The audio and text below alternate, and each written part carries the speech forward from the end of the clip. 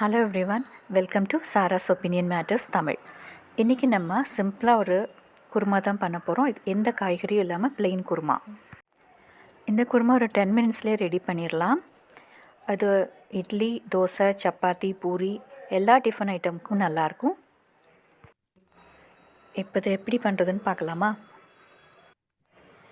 ஒரு மிக்சியில் கொஞ்சம் தேங்காய் சின்ன சின்ன பீஸாக கட் பண்ணி இப்படி எடுத்துக்கலாம்.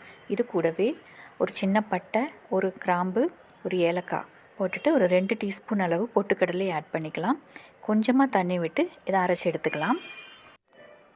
இப்போ ஒரு பிஞ்ச் அளவுக்கு நம்ம சோம்பை ஆட் பண்ணிவிட்டு ஒரு வரமிளகாய் ஆட் பண்ணிக்கலாம். வரமிளகாய் காரத்துக்கு தகுந்த மாதிரி 1 2 போட்டுக்கலாம்.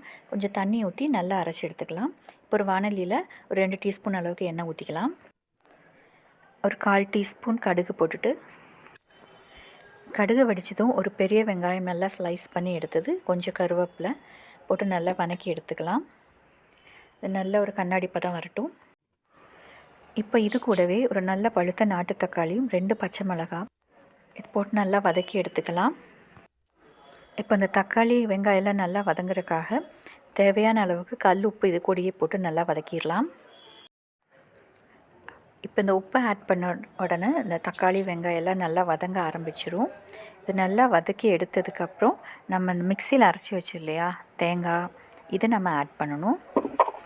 இந்த தேங்காய் பேஸ்ட்டு ஊற்றுனதுக்கப்புறம் இந்த மிக்சி ஜார்லேயே கொஞ்சம் தண்ணி ஊற்றிட்டு அதையும் இது கூடவே கலந்துக்கலாம். இப்போ இதில் ஒரு 1/4 டீஸ்பூன் மஞ்சள் ஆட் பண்ணிவிட்டு நல்லா கலக்கி விட்டுடலாம். இது மஞ்சப்பொடி போட்டு நல்லா கலக்கி விட்ட உடனே ரொம்ப கொதிக்கக்கூடாது, ஏன்னா நம்ம தேங்காய் ஊற்றிருக்கோம். தேங்காய் ஊற்றி ரொம்ப கொதிச்சிச்சின்னா நல்லா இருக்காது. லேசாக கொதித்ததுக்கப்புறம் நம்ம மல்லி இலை போட்டு எடுத்துடலாம். இப்போ ரெடி ஆயிடுச்சு. இது சூடாக சாப்பிடும் போது ரொம்ப டேஸ்ட்டாக இருக்கும். தேங்க்யூ. தேங்க்ஸ் ஃபார் வாட்சிங்.